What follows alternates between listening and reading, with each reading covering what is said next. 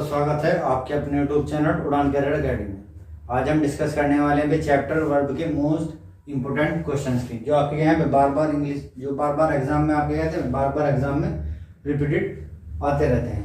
तो हमारे एडवर्ब से रिलेटेड हमारी कौन सी क्लास है भाई? एडवर्ब से रिलेटेड हमारी कौन सी क्लास है भाई? सेकंड क्लास है, क्योंकि पहली क्लास में हम ये कर चुके हैं आपके एडवर्ब के most important chapters, most important questions की कर चुके हैं, प्रैक्टिस कर चुके हैं। तो आज जो भी बचे हुए क्वेश्चन होंगे उनकी क्या करेंगे भाई? प्रैक्टिस करेंगे, जो आपके एग्जाम से रिलेटेड क्या होंगे भाई?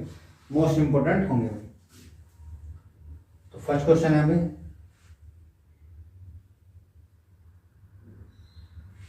फर्स्ट क्वेश्चन बोला I never remember to have met a more interesting man in my life. यानी मुझे याद नहीं है क्या मैं कभी भी इतने इंटरेस्टिंग पर्सन से अपनी लाइफ में मिला हूं। यानी आपको जो है याद नहीं है कि आप कभी इतने इंटरेस्टिंग आदमी से मिले हो या नहीं मिले हो। तो अब आपने जो नेवर लगाया हुआ है, नेवर का जो मतलब होता है कि मैं कभी नहीं मिला। यानी अगर कहना चाहते हो आप कहना चाह रहे हो कि मुझे याद नहीं है कि क्या मैं कभी अपनी लाइफ में इतने इंटरेस्टिंग आदमी से मिला हूं। लेकिन नेवर का मतलब यह है कि मैं कभी भी नहीं मिला ऐसे इंटरेस्टिंग आदमी से। तो मुझे कैसा पता लगा? क्योंकि इसने बोला है आपकी इन never life, in my life, यानी मैं कभी नहीं मिला हूं। हैव मेट यानी मुझे, रिमेंबर यानी मुझे याद नहीं है क्या मैं कभी इतने इंटरेस्टिंग आदमी से मिला हूं। आप सिंपल वे में एक नेगेटिव सेंटेंस को कहना चाह रहे हो, लेकिन नेवर का मतलब होता है कभी भी नहीं। आप कहना चाह रहे हो कि मुझे याद नहीं है, यानी रिमेंबर यानी मुझे याद नहीं है। हो भी सकता है कि मैं मिला हूं और नहीं भी। तो आप सिर्फ एक डिनाई करना चाह रहे हो कि मुझे याद नहीं है, तो नेवर का यूज नहीं करते। आपने देखा सेंटेंस किस में है आपका भाई? प्रेजेंट में है। तो प्रेजेंट में नेगेटिव सेंटेंस क्या है? तो भाई डू आता है आपका, और नेगेटिव आएगा डू नॉट। क्योंकि डस कब आता? जब आपका सब्जेक्ट सिंगुलर होता। आपका सब्जेक्ट प्लूरल था, तो इसलिए आपने क्या यूज करा भाई? डू। और आप कहना चाह रहे हो कि मुझे याद नहीं है, यानी नेगेटिव सेंस जनरेट करना चाह रहे हो। तो I do not remember to have met a more interesting man in my life. यानी आप ये कहना नहीं चाह रहे कि मैं कभी भी नहीं मिला ऐसे इंटरेस्टिंग आदमी से। तो तब तो आपका नेवर क्या होता भाई? करेक्ट हो जाता। लेकिन अब आप कहना चाह रहे हो कि मुझे याद नहीं है कि मैं मिला हूं ऐसे इंटरेस्टिंग आदमी से या नहीं मिला हूं। तो आप सिर्फ एक सिंपल वे में डिनाई करना चाह रहे हो, तो वहां पर नेवर का यूज नहीं होगा, आपका किसका यूज होगा भाई? डू नॉट का यूज होगा। आगे देखते हैं, क्योंकि सेंटेंस आप किसमें था? प्रेजेंट में था। तो आपने प्रेजेंट में क्या लगता है अभी नेगेटिव बनाने के लिए? डू डज लगता है। आगे वाला देखिए, इसने बोला है अभी she did this work as good as she could do. मैंने बताया था भाई एडजेक्टिव जो होता है भाई, एडजेक्टिव किसको क्वालिफाई करता है भाई? एडजेक्टिव आपका नाउन को क्वालिफाई करता है, और एडवर्ब जो है आपको किसको क्वालिफाई करता है? अनदर एडजेक्टिव या आपकी वर्ब को क्वालिफाई करता है। तो अब आपने देखा भाई गुड जो क्वालिफाई कर रहा है, किसे क्वालिफाई कर रहा है? आपका ये वर्ब को क्वालिफाई कर रहा है या आपका डिड को क्वालिफाई कर रहा है? तो आप जब देखोगे she did this work as good as she could do, यानी उसने यह काम इतना अच्छा करा जितना वह कर सकती थी। तो अब आपने देखा ये जो गुड है ये किसको क्वालिफाई कर रहा है? ये आपका डिड को क्वालिफाई कर रहा है, काम को क्वालिफाई नहीं कर रहा। उसने कहा काम किया, यानी यह जो जोर दिया जा रहा है वो आपके काम पे नहीं दिया जा रहा है। उसने बोला जो काम किया है, यानी काम जो किया है उस पर जोर दिया जा रहा है। तो अब आपका मतलब है कि वर्ब को क्वालिफाई कौन करता है भाई? एडवर्ब करता है। तो आपने देखा कि आपकी डिड क्या है भाई? आपकी वर्ब है, और वर्ब को क्वालिफाई कौन करता है भाई? आपका एडजेक्टिव नहीं करता। वर्ब को क्वालिफाई आपका एडजेक्टिव नहीं करता, कौन करता है भाई? एडवर्ब करता है। तो आपने देखा जो डिड की वजह से आपका जो क्या लगा? गुड लगा हुआ है, ये रिमूव हो जाएगा, क्योंकि गुड क्या है? आपकी पॉजिटिव डिग्री है, एडजेक्टिव है। लेकिन आप कहना चाह रहे हो कि भाई उसने काम अच्छा किया है, यानी क्वालिफाई जो करना चाह रहे हो आप, वर्ब को क्वालिफाई करना चाह रहे हो। तो वर्ब को जो क्वालिफाई करता है वो आपका एडवर्ब करता है। तो गुड नहीं आएगा, आपका क्या होता है भाई? वेल आएगा, क्योंकि गुड एडजेक्टिव होता है और वेल क्या होता है आपका भाई? एडवर्ब होता है। तो she did this work as well as she could do, यानी वह काम उसने इतना अच्छा किया जितना वह कर सकते थे। सिंपल वे में एक बार और रिपीट कर देता हूँ, किसी बच्चे को कोई भी डाउट रहा हो। इसने बोला है, अब आप पहले मैं बता दूं एडजेक्टिव जो है किसे क्वालिफाई करता है भाई? एडजेक्टिव जो है आपका नाउन को क्वालिफाई करता है, और एडवर्ब जो क्वालिफाई करता है वो या तो अनदर एडजेक्टिव को क्वालिफाई करता है या आपका वर्ब को क्वालिफाई करता है। तो अब आपने यहाँ पर जो गुड आया हुआ है, आपने देखा ये जो गुड क्वालिफाई कर रहा है वो काम करने को कर रहा है, यानी उसने काम जो किया, किया को क्वालिफाई कर रहा है। अब किया क्या है, डिड, डिड आपकी वर्ब है, तो वर्ब को क्वालिफाई जो करता है वो आपका एडवर्ब करता है, ना कि एडजेक्टिव। तो इसलिए जो गुड था वो एडजेक्टिव था। हमने डिड की वजह से क्या हो जाएगा भाई, आपका गुड रिमूव हो जाएगा और गुड की जगह क्या आएगा, आपका वेल आएगा भाई, क्योंकि वेल क्या होता है आपका भाई, एडवर्ब होता है। अब आगे देखिए, the fruit taste more sweetly than any other fruit. तो आपने देखा फ्रूट की बात हो रही है कि इस फ्रूट क्या है भाई, अच्छा है बाकी अदर फ्रूट्स। तो अब आप मुझे बताइए, आपका जो यहाँ पर क्या लिखा हुआ भाई, आपका यहाँ पर जो टेस्ट लिखा हुआ है, टेस्ट क्या है भाई, आपकी लिंकिंग वर्ब है। और जो स्वीटली लिखा है वो आपका क्या है भाई, आपका एडवर्ब है। ठीक है? तो हम जो यूज करते हैं लिंकिंग वर्ब के बाद आफ्टर, आफ्टर एक मिनट रुकिए भी। ठीक है, मैंने बताया कि आफ्टर लिंकिंग वर्ब के बाद हम क्या यूज करते हैं, एडजेक्टिव का यूज करते हैं। ठीक है भाई, एडजेक्टिव का यूज करते हैं, यानी मैंने बताया कि लिंकिंग वर्ब के बाद after linking verb we use adjective not adverb. तो आपने देखा जो स्वीटली जो लिखा वो आपका एडवर्ब है और टेस्ट क्या आपकी लिंकिंग वर्ब है।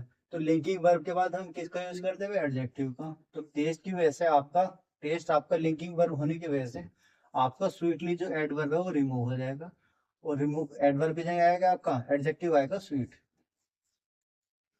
ठीक है, फिर आपने देखा आप इस फ्रूट की तुलना बाकी अदर फ्रूट से कर रहे थे, यानी कंपैरिजन कर रहे थे, यानी सेंटेंस की सेंस भी चेंज नहीं होनी चाहिए। यानी अब आप इसकी तुलना बाकी अदर फ्रूट से कर रहे थे, यानी अब आपको स्वीट की करनी पड़ेगी भाई, कंपैरेटिव डिग्री यूज करनी पड़ेगी, क्योंकि कंपैरिजन करने के लिए हम क्या करते हैं भाई, कंपैरेटिव डिग्री का यूज करते हैं। तो स्वीट की जगह कितना आ जाएगा भाई, स्वीट है। जब आपको पता है स्वीट की कंपैरेटिव डिग्री स्वीटर होती है, तो इसकी इससे पहले जो आपका मोर लिखा हुआ है, मोर क्या है, रिमूव हो जाएगा। हम मोर का, तो आपका जो सेंटेंस ये बन जाएगा, the fruit taste sweeter than any other fruit. आप कुछ बच्चे बोलेंगे कि स्वीटर से पहले के, कुछ बच्चे बोलेंगे कि हमें ये तो समझ में आ गई एडवर्ब क्यों डिलीट करा भाई, एडवर्ब पे जगह एडजेक्टिव यूज करा और एडजेक्टिव की भी कौन सी डिग्री यूज करी भाई, कंपैरेटिव डिग्री। यहाँ तक तो समझ में आ गया। लेकिन आपको बताइए कंपैरेटिव डिग्री से पहले आपने मोर को डिलीट क्यों किया, क्योंकि जिस भी वर्ड की आप क्या बना सकते हैं भाई, कंपैरेटिव डिग्री या सुपरलेटिव डिग्री बना सकते हैं, तो उनसे पहले हम मोर या मोस्ट का यूज नहीं करते हैं। जैसे भी आपका वर्ड आता है हैंडसम,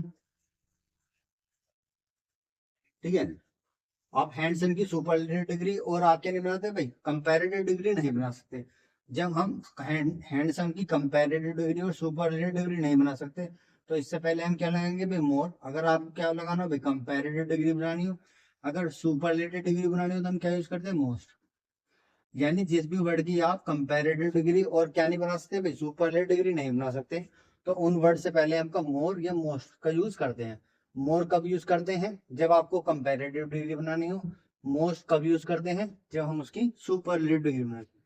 तो इसलिए जब स्वीट की, स्वीट एडजेक्टिव की क्या होती है भाई, कंपैरेटिव डिग्री होती है स्वीटर, तो इससे पहले मोर लगा हुआ क्या हो जाएगा, ये सुपरफ्लुअस हो जाएगा। तो स्वीटर की वजह से आपको मोर डिलीट करना पड़ेगा और टेस्ट की वजह से आपको ये स्वीटली डिलीट करना पड़ेगा। तो आपका जो सेंटेंस बन जाएगा, this fruit more sweetly than any other fruit. आपको सिंपल वे में एक्सप्लेन करके बताता हूँ भाई क्या रिमूव हुआ और क्या चीजें नहीं। तो आपका जो है इस टेस्ट की वजह से जो मोर स्वीटली लिखा हुआ है ये रिमूव हो जाएगा और इसके जगह आपका आ जाएगा भाई, स्वीटर आ जाएगा। वो सारा मैंने आपको क्या कर दिया भाई, एक्सप्लेन करके बता दिया है। तो ये बन जाएगा, this fruit taste sweeter than any other fruit आ जाएगा। आगे देखिए इस वाले में, ठीक है। तो आगे वाले सेंटेंस बोला, Raja Ram Mohan Roy try to eradicate, eradicate का मतलब होता है रिमूव। ठीक है, remove social evils which is tooth and nails. इसका मतलब होता है, ये आपकी क्या है भाई, ईडीएम है। ठीक है, ये क्या है आपका, ईडीएम है। और ईडीएम क्या होता है भाई, टूथ एंड नेल का मतलब होता है भाई आपका बहादुरी से।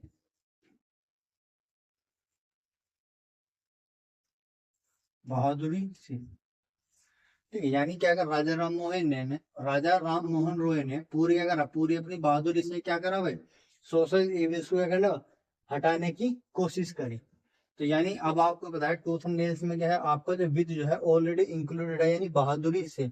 तो इससे पहले आपको जो विद लगा हुआ है ये रिमूव हो जाएगा। क्यों रिमूव हो जाएगा? क्योंकि टूथ एंड नेल का एरिया में जिसमें विद की क्या ऑलरेडी सेंस जनरेट हो रही है, तो ये विद लगाने क्या है भाई आपका सुपरफ्लुअस हो जाएगा, तो इसलिए टूथ एंड नेल से पहले लगा हुआ आपका विद रिमूव हो जाएगा। तो ये बन जाएगा Raja Ram Mohan Roy try to radicate social evils tooth and nails. आगे देखते हैं, इसमें बोला है कि we seldom or ever go to movie these days because we don't like moving out। यानी हम आज these days यानी इन दिनों हम क्या करते हैं, या तो मूवी देखने जाते हैं या नहीं देखने जाते हैं, क्योंकि हम क्या करते हैं, हमें बाहर जाना पसंद नहीं है। आप कहना चाह रहे हो कि इन दिनों में these days हम क्या करते हैं, हम तो मूवी देखने मुश्किल से ही जाते हैं या फिर नहीं जाते हैं, क्योंकि हमें बाहर जाने क्या है आपका मूविंग गो आउट जाना पसंद नहीं है। तो एवर का मतलब ये होता है, एवर का मतलब होता है हमेशा तैयार। आप कहना चाह रहे हो, जबकि सेल्डम क्या होता है नेगेटिव वर्ड, और एडवर्ब क्या होता है आपका पॉजिटिव वर्ड होता है। तो आप सेल्डम से कहना चाह रहे हो कि हम कभी कभार मूवी देखना चाहते हैं, और या का मतलब क्या है, या तो हम हमेशा तैयार रहते हैं। जबकि आप कहना चाह रहे हो कि हम मूवी या तो कभी कभार जाते हैं या कभी भी नहीं जाते हैं। तो यहाँ कभी भी नहीं की सेंस जो आ रही है, इसकी वजह से आपको जो एवर है डिलीट हो जाएगा, और एवर की जगह आपका आएगा नेवर। नेवर क्यों आएगा? क्योंकि आप कहना चाह रहे हो कि या तो हम सेल्डम का मतलब है तो मुश्किल से जाते हैं, या हम जाते ही नहीं हैं। तो इसलिए नेवर गो टू मूवी आएगा, ना कर एवर गो टू मूवी। अगर आप यहाँ पर एवर लगा लें तो सेंस क्या हो रही है, अपोजिट अपोजिट सेंस जा रही है, तो हम कभी जाते नहीं हैं या फिर हम हमेशा तैयार रहते हैं। जबकि आप कहना चाह रहे हो कि या तो हम कभी भी नहीं जाते या फिर हम जाते ही नहीं हैं। तो जब जाते ही नहीं है कि सेंस आ रहे थे, और के बाद नेवर आएगा ना कि एवर। तो we seldom or never go to movie these days आ जाएगा। आगे देखते हैं। अगर किसी बच्चे को कोई भी डाउट है तो कमेंट करके पूछ सकता है। हम क्या करेंगे उसके भाई नेक्स्ट वीडियो में उसकी क्या करेंगे भाई, सोल्यूशन हम उसका करवा देंगे। आगे वाले सेंटेंस में बोला है the students came to the classroom lately and was punished by the teacher. यानी स्टूडेंट क्या आते हैं भाई, जो बच्चा क्लास में लेट आता है तो उसे पनिश की जाती है, किसके द्वारा, टीचर के द्वारा। तो अब आपका जो मतलब होता है, आपको जो लेटली होता है, ठीक है, एक लेटली का मतलब होता है आपका जो लेटली वर्ड होता है, इस लेटली का मतलब होता है हाल ही में।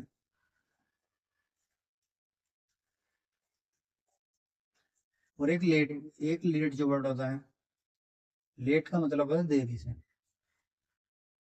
तो अब आप क्या करिए भाई, अब आप सेंटेंस पढ़िए।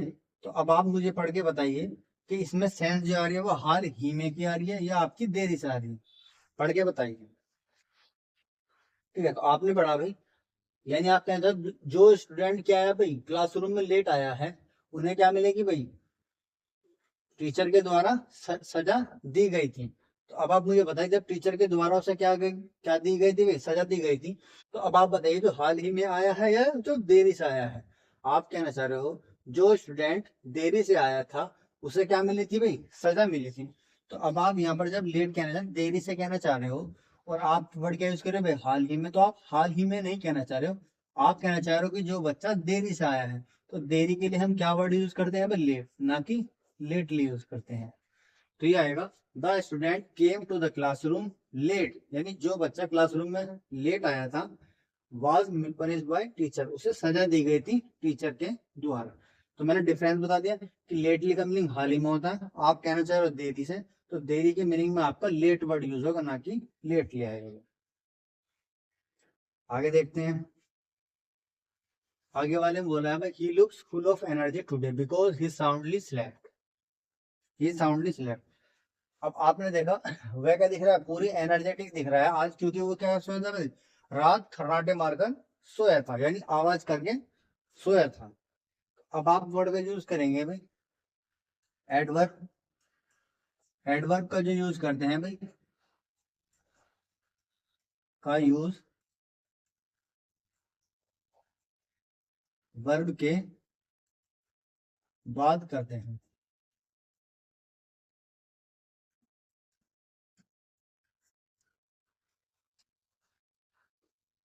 ठीक है भाई। तो आपने मैंने क्या बताया, एडवर्ब का यूज करते हैं हम किसके बात करते हैं भाई, वर्ब के बात करते हैं। तो अब आपको लगेगा भाई साउंडली क्या है भाई, आपका एडवर्ब है, ठीक है। और स्लैप क्या है आपकी, ये वर्ब है, स्लीप की सेकंड फॉर्म दी है स्लैप, ये आपकी वर्ब है।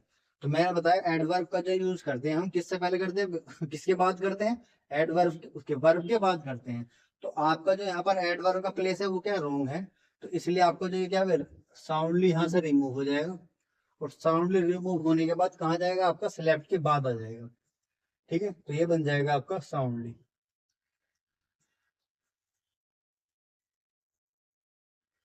तो ये बन जाएगा he looks full of energy today because he slept soundly last night आ जाएगा। क्योंकि एडवर्ब का जो यूज करते हैं हम किसके बात करते हैं, वर्ब के बात करते हैं, तो इसलिए साउंडली स्लेप्ट नहीं आएगा, स्लेप्ट साउंडली आएगा। आगे देखते हैं, इसमें बोला है she had barely nothing to eat when she came to me last month। यानी उसने कुछ नहीं खाया था जब वह कब आई थी, मेरे पास लास्ट मंथ आई थी। तो अब आपको मैंने बताया था ये क्या है भाई आपका barely, ये भी नेगेटिव है, और आपका नथिंग क्या, ये भी नेगेटिव वर्ड है। आप कहना चाह रहे हो कि दो नेगेटिव वर्ड का हम एक साथ क्या नहीं कर सकते भाई, यूज नहीं करते हैं। तो अब आप कहने यार कि उसने मुश्किल से ही कुछ खाया था, यानी बेडली का मतलब होता है मुश्किल से। She had badly and nothing to it, यानी उसने मुश्किल से ही कुछ खाया था। जब कुछ खाने की बात हो रही हो और आपको पॉजिटिव सेंस में कहना हो तो आपका नथिंग नहीं आएगा, क्योंकि नथिंग क्या है भाई, आपका नेगेटिव सेंस देता है और बेडली भी नेगेटिव सेंस देता है। तो इसलिए नथिंग की जगह हम क्या यूज करेंगे भाई, एनीथिंग आएगा, क्योंकि हम कहना चाह रहे हैं कि उसने मुश्किल से ही कुछ खाया था। एनी का मतलब होता है अभी कुछ। तो ये बन जाएगा सी हैड बेडली एनीथिंग, यानी उसने मुश्किल से ही कुछ टू इट, यानी मुश्किल से ही कुछ खाया था। वैन यानी जब वह क्या आई थी भाई, जब लास्ट वक्त वो मेरे से मिलने आई थी। तो यहाँ पर नथिंग क्या है भाई, वो भी नेगेटिव सेंस दे रहा था, और हमें कहना था मुश्किल से ही कुछ खाया था। तो मुश्किल जो वर्ड सेंस जनरेट कर रहा था वो आपका बेडली कर रहा था।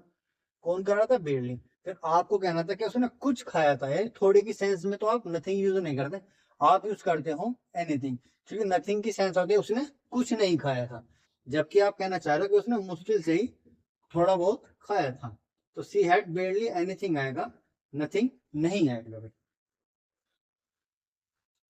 आगे देखते हैं, इसने बोला है भाई it had been bitter cold the whole month and we preferred staying in the plains, ठीक है। यानी क्या थी भाई, पूरे महीने कह रहे हैं भाई बहुत ज्यादा ठंड थी। तो अब आप मुझे बताइए, ये जो कोल्ड है, कोल्ड आपका क्या है भाई, ये एडजेक्टिव है, ठीक है। और एडजेक्टिव को क्वालिफाई कौन करता है भाई, एडजेक्टिव को क्वालिफाई अनदर एडवर्ब करता है। तो जब आपने यहाँ पर क्या लिखा भाई, ये भी आपका बिटर का मतलब ये भी एडजेक्टिव है।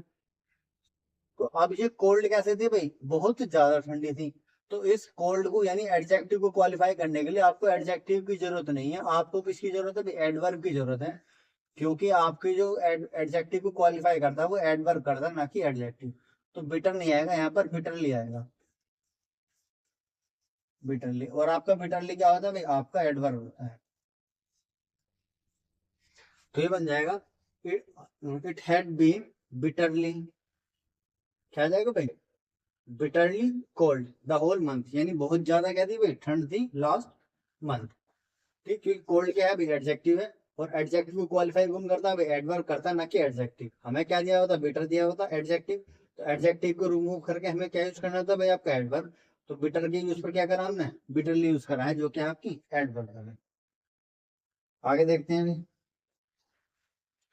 आगे बोला है don't be unreasonable angry with me, यानी बेफिजूल में मेरे साथ क्या है भाई, गुस्सा मत करिए। आई अंडरस्टैंड योर प्रॉब्लम, यानी बिकॉज क्योंकि मैं तुम्हारी समस्या समझता हूँ। तो अब आपको देखिए यहाँ पर एंग्री जो लिखा हुआ है, यहाँ पर क्या लिखा हुआ भाई, एडजेक्टिव है। सेम दोनों, जैसे पीछे वाला एग्जांपल था ऐसे ही आपका सेम ये वाला है। अब यहाँ पर एंग्री क्या है भाई, एडजेक्टिव है। और एंग्री से पहले जो अनरीजनेबल लिखा है ये भी एडजेक्टिव है।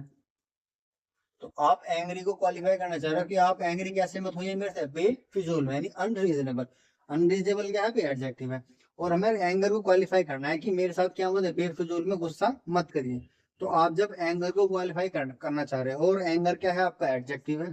तो एडजेक्टिव को क्वालिफाई करने के लिए आपको एडवर्ब की जरूरत होती है, ना कि एडवर्ब की, एडजेक्टिव की। तो तो आपका अनरीजनेबल डिलीट हो जाएगा और अनरीजनेबल के जगह क्या आएगा आपका वर्ड, अनरीजनेबल ही आ जाएगा।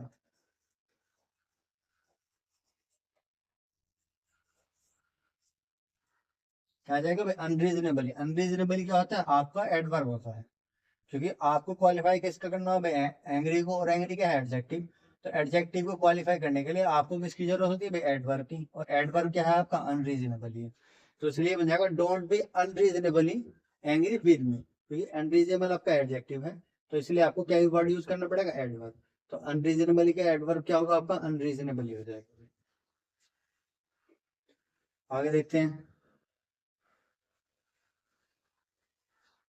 इसमें बोला है never in the history of India there has been as brave a lady as Rani Lakshmibai. यानी कभी भी इंडियन हिस्ट्री में इतनी बहादुर क्या नहीं है भाई, कोई भी लड़की नहीं हुई है जितनी क्या थी भाई आपकी रानी लक्ष्मीबाई थी। तो आप देखोगे पहले तो आपको पेड़ दिया हुआ है और एस का दिया हुआ है, यानी पेड़ तो ठीक है भाई। फिर आपको पता होगा, मैंने बताया था कि अगर नेगेटिव एडवर्ब, मैंने क्या बताया था कि अगर नेगेटिव एडवर्ब सेंटेंस के स्टार्टिंग में आ जाए तो उसके बाद हम किस चीज का यूज करते हैं भाई, उसके बाद इन्वर्टेड फॉर्म का यूज करते हैं। किसका यूज करते हैं भाई, इन्वर्टेड फॉर्म का, इन्वर्टेड फॉर्म का। और इन्वर्टेड फॉर्म क्या होती है भाई आपकी, इन्वर्टेड फॉर्म जो होती है वो आती है भाई आपकी हेल्पिंग वर्ब, फिर सब्जेक्ट, फिर आपकी मेन वर्ब। कब होती है, जब सेंटेंस की स्टार्टिंग किससे हो रही है भाई, sentence start, sentence starting with adverb.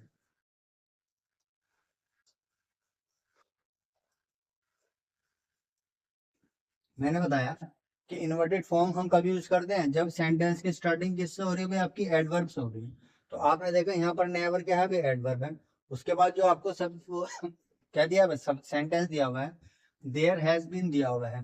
तो आपको पता है ये कौन सी फॉर्म है, असर्टिव फॉर्म है, तो हमें कौन सी फॉर्म यूज करनी पड़ेगी भाई, हेल्पिंग वर्ब।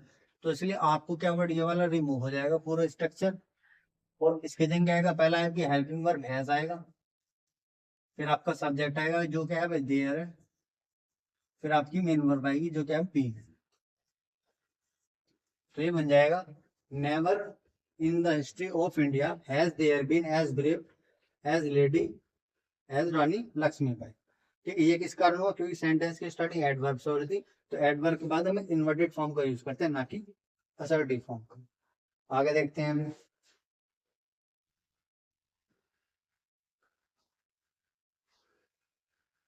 आगे वाले सेंटेंस में बोला है they pay him handsome salary. यहाँ पर हैंडसम का वो मत समझ लेना खूबसूरत, हैंडसम का मतलब होता है यहाँ पर अच्छी। ठीक है, they pay him handsome salary and he is earning 15,000 rupees monthly. यानी अगर कभी भी आपको क्या दी जाए, आपकी सैलरी डिफाइन कर दी जाए, यानी आपको कितनी सैलरी मिलती है, तो उसके बाद हम मंथली यूज एडवर्ब का यूज नहीं करते, मंथली का हम जो यूज करते हैं वो आ मंथ का यूज करते हैं। भाई मंथ है आपका कॉमन नाउन है, तो कॉमन नाउन से हम पहले किसका यूज करते हैं भाई, आर्टिकल का। तो ये हो जाएगा they pay him handsome salary and he is earning 15,000 rupees a month. अब यहाँ पर कुछ बच्चे बोले कि आ मंथ क्यों करा, क्योंकि आपने जो उसकी क्या दिया भाई, सैलरी दी है वो डिफाइन करी हुई है, कि उसे कितनी सैलरी देते हो आप, 15,000 रुपये देते हो।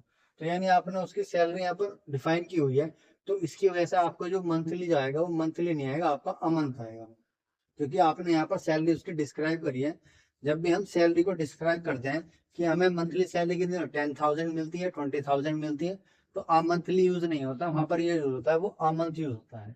तो इसलिए 50,000 रुपीज आ मंथ आएगा भाई। ठीक है ना, आगे देखते हैं अभी। आगे बोला only I read poetry because I much interested in it. मैं बहुत क्या करता हूँ, मैं सिर्फ पोएट्री पढ़ता हूँ क्योंकि मुझे उसमें क्या आता है, इंटरेस्ट आता है। तो मैंने आपको कुछ वर्ड बता दिए, जैसे ओफन, ओनली। ये कुछ ऐसे वर्ड हैं, ये उस वर्ड से पहले आते हैं जिस पर ये क्या डाले भाई, जोर डाल रहे हैं, जोर दे रहे हैं।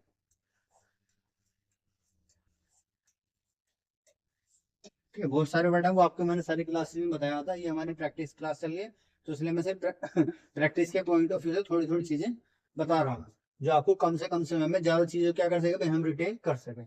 तो आपको लिखा ओनली आई रीड। अब आप मुझे बताइए, आप जो जोड़ देना चाह रहे हो वो ओनली आई पे देना चाह रहे हो या पोएट्री पे देना चाह रहे हो। आप कहना चाह रहे हो मैं सिर्फ, या कह रहा हूँ मैं सिर्फ क्या पढ़ता हूँ, सिर्फ मैं क्या पढ़ता हूँ, पोएट्री पढ़ता हूँ।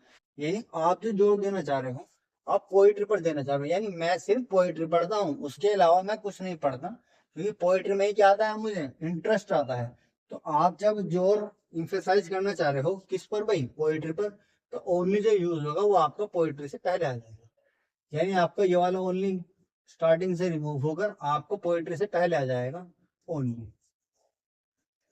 आपको सेंटेंस पढ़ने में सही लगेगा, लेकिन जो उसका करेक्ट ऑर्डर है वो आपका यही है। इसमें बोला आई रीड ओनली पोएट्री, क्योंकि आप सिर्फ केवल पोएट्री पढ़ते हो, आप इंफेसाइज जो करना चाह रहे हो पोएट्री को करना चाह रहे हो, तो इसलिए ओनली जो वर्ड यूज होगा वो पोएट्री से पहले होगा। तो I read only poetry because I much understand in it. ठीक है। और दूसरी बात आपको एक एडिशनल इन्फॉर्मेशन दे दूं कि जब भी आपको इंटरेस्टिंग वर्ड दी जाएगा, इंटरेस्टिंग हो या इंटरेस्टेड हो, तो अपने बाद जो प्रिपोजिशन लेते हैं वो आपका इन लेती है। ठीक है ना, प्रिपोजिशन वाला एरर था। आगे देखिए, इसने बोला है she always boast of her melodious voice but she does not know sing at. और यानी उसकी आवाज क्या थी भाई, मीठी आवाज है, लेकिन उसे ये नहीं पता कि कैसे सिंग करते हैं। अब ये वाला क्वेश्चन कोई एरर तो है नहीं, ये सिर्फ उस बच्चे से हो पाएगा जितनी ज्यादा प्रैक्टिस करी हुई। अब आप कहना चाह रहे हो does not know, to sing नहीं आएगा यहाँ पर, टू सिंग रिमूव होकर आपका आ जाएगा भाई हाउ टू सिंग। ठीक है भाई, क्योंकि आप कहना चाह रहे हो उसकी आवाज इतनी मीठी होने के बाद, मेलोडिशियस का मतलब होता है मीठी, इतनी मीठी आवाज होने के बाद भी उसे ये नहीं पता कि कैसे गाते हैं। तो डज नॉट नो के बाद आएगा हाउ टू सिंग, ना कि टू सिंग आएगा।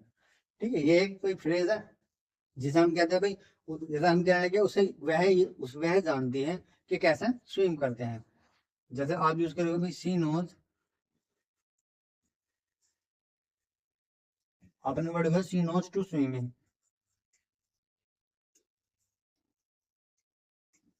ठीक है भाई, आपको पढ़ने में तो सही लगेगा सी नोज टू स्विमिंग। ठीक है, आपको लगेगा कि वह जानती तो है कि कैसे स्विम करते हैं, लेकिन जो टू टू स्विमिंग है आपका ही गलत वर्ड यूज हुआ है, क्योंकि आप कहना चाह रहे हो कि वह जानती है कि कैसे स्विम करते हैं। जब कैसे की सेंस आ रहा है तो आपको हाउ टू बोलना होगा, हाउ टू स्विम आएगा। ठीक है, आपको पढ़ने में ये करेक्ट लगेगा, लेकिन जो उसका करेक्ट ऑर्डर है वो आपका आएगा हाउ टू स्विम। ऐसे आप कहना चाह रहे हो कि उसे, उसकी आवाज तो मीठी है पर उसे ये नहीं पता कि कैसे गाते हैं, तो टू सिंग नहीं आएगा, आपका हाउ टू सिंग आएगा। आगे देखते हैं। The teacher refuse to consider him as an honest boy. यानी टीचर ने उसे कैसा रिफ्यूज टू कंसिडर, यानी उसे टीचर ने क्या एक्सेप्ट करने से मना कर दिया कि वह ऑनेस्ट है। तो अब आप जो कंसिडर है, कंसिडर आपने कैसे मना कर दिया, कंसिडर के बाद आपका जो एज लगा हुआ है रिमूव हो जाए। कोई कंसिडर का ही मतलब होता है एज, यानी कंसिडर में ऑलरेडी क्या आती है, एज की सेंस आती है कि आपने उसे कैसे इंसर्ट करा, वो कैसे कंसिडर किया है, आपने उसे कंसिडर करने से मना कर दिया है। क्यों कर दिया भाई, क्योंकि वह ऑनेस्ट बॉय नहीं है। तो रिफ्यूज कंसिडर की वजह से आपका जो एज है वो रिमूव हो जाएगा। अगर सिंपल वे में बताऊं तो आपको जो वर्ड दिया है रिफ्यूज टू कंसिडर, तो कंसिडर में क्या, ऑलरेडी आपने उसे किसी तरह से कंसिडर करा होगा, यानी एज की सेंस आपकी कंसिडर में आ रही है, तो इसलिए आपका इसके बाद एज नहीं आएगा। तो ये बन जाएगा the teacher refuse to consider him as an honest boy. आगे देखते हैं last but not the least question. अब देखो ये वाला दोनों बिल्कुल सेम एग्जांपल है। अब टीचर द प्रिंसिपल अपॉइंटेड, यानी उसे अपॉइंट करा है, किसी ने किसी स्टेज पे तो करा होगा या किसी ने किसी पोजीशन पे तो करा होगा। किस पोजीशन पे करा, एन एन ऑफिस बॉय। तो ये जो अपॉइंटेड के बाद आपका एज लगाओ, ये भी क्या है अननेसेसरी है, क्योंकि एज की सेंस किस में आ रही है, आपकी ऑलरेडी अपॉइंटेड में आ रही है। क्योंकि आपने जब किसी ने किसी चीज को अपॉइंट करा है तो किसी ने किसी पोस्ट पर करा होगा। तो ऐसी प्रिंसिपल ने एक लड़के को किस पर क्या रखा है, ऑफिस बॉय रखा है, तो इस एज की सेंस आपकी अपॉइंटेड में आ रही है, तो इसलिए अपॉइंटेड के बाद आपका क्या नहीं आएगा भाई, आपका एज नहीं आएगा भाई। ठीक है भाई, तो ये हमारी आज के क्या थे भाई, आपके जो एडवर्ब के मोस्ट इंपोर्टेंट वो क्वेश्चंस हो सकते थे, वो हमने क्या कर लिया भाई, डिस्कस कर लिए हैं, जो आपके बार बार किसी ना किसी एग्जाम में क्या होते हैं, बार बार रिपीट होते रहते हैं। ठीक है ना। तो इसी तरह से एक बार आपको रिमाइंड बता देता हूँ भाई, मैं रिमाइंड करवा देता हूँ कि हमने इंग्लिश में एक सीरीज चलाई हुई है कि हम क्या कर रहे हैं भाई, इंग्लिश के वन बाय वन क्या कर रहे हैं भाई, वन बाय वन करके सारे इंग्लिश के चैप्टर वाइज क्या कर रहे हैं, मोस्ट इंपोर्टेंट क्वेश्चंस की प्रैक्टिस कर रहे हैं, जो बार बार एग्जाम में क्या होते रहते हैं, रिपीट होते रहते हैं। तो इसी से रिलेटेड इसी सीरीज को आगे बढ़ाते हुए आज हमारी कौन सी क्लास थी भाई, आज हमारी एडवर्ब की सेकंड क्लास थी भाई। तो आपको अगर किसी बच्चे को कोई भी डाउट होगा तो आपको वीडियो क्या देखिए, बार बार देखिए, पॉज करके देखिए, आप इसे वीडियो को रोक के जितना मर्जी आप उतना रिपीट करके देख सकते हैं, बशर्ते आप उसे खुद से प्रैक्टिस कर रहे हो। क्योंकि जब मैं चीजें बता रहा हूँ या चीजें आप जब चीजें देखते हैं तो आपको आसान लगती हैं, लेकिन जब चीजें आप खुद करेंगे तब आपको पता लगेगा कि ये चीजें, ये डिफिकल्टी इसलिए आई है, इस वजह से आई है, और इसका समाधान क्या होगा।